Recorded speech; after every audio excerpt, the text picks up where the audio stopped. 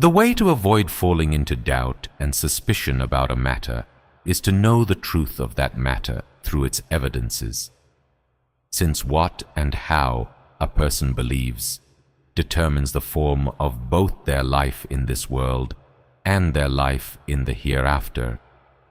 The matter of belief deserves to be known with evidences more than any other issue. When the matter of belief is not clarified, distress begins within a person. As the Quran expresses it, their chest becomes tight as if they are climbing toward the sky. They experience constant fluctuations, and the chaos within their inner world reflects upon their life. Such a person cannot establish a stable direction in life. Such a person begins to experience loss and disappointment, even while still in this world. The more painful and severe loss will occur in the hereafter. For a person to waste all of their abilities, intellect, and noble soul by their own hands is a great tragedy. Human beings exist to believe. A person who lives without belief or with false belief has committed the greatest mistake of their life. The seriousness of the matter of faith requires a person to reflect deeply upon it. However, the interference of Satan in this matter is great, and the human ego tries to drag the issue toward its own desires. When we consider the increasing factors that push people toward disbelief, both intellectually and practically today, we understand more clearly how important it is to know the truth through evidence. This issue does not only concern those who disbelieve, it also concerns those who claim to believe, so that those who do not believe may come to believe, and those who believe may find certainty and strengthen their faith. The importance of the matter of belief has not been understood only recently. This issue has been discussed in every era throughout history, because even from childhood, a human being hears this question within the depths of their heart. Who created the heavens and the earth?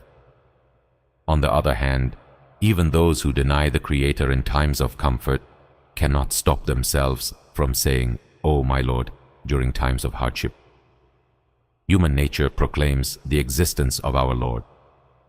Human nature cries out that Allah exists and that He is one.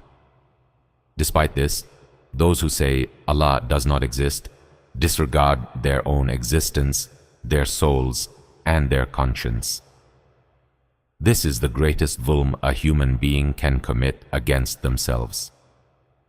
Atheism, which appears in the form of denying Allah, did not emerge because it proved through evidence that Allah does not exist.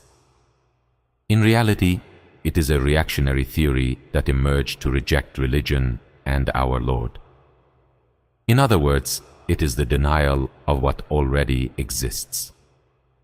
Until today, there has not been a single person who has examined the universe and the question of existence in a truly objective and unbiased way and then denied the existence of our Lord.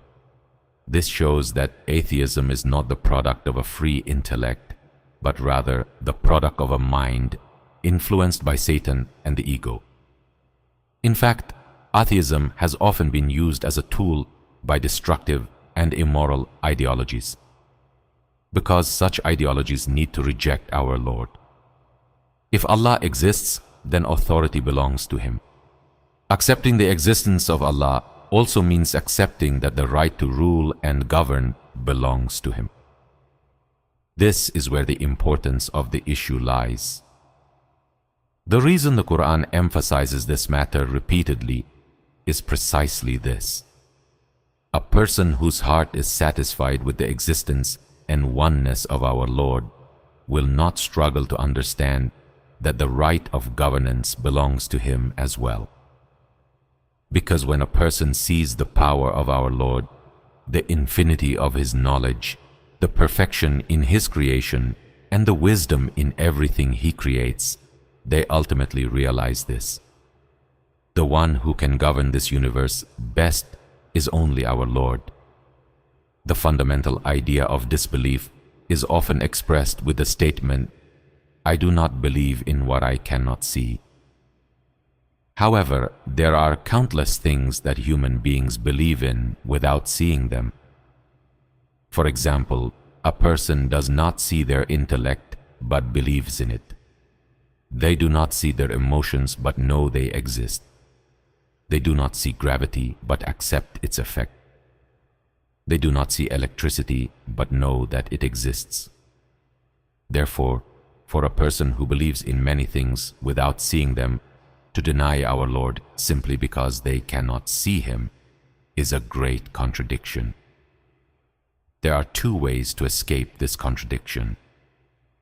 Either a person will deny everything they believe in without seeing it, or they will accept that some things can exist even if they are not seen.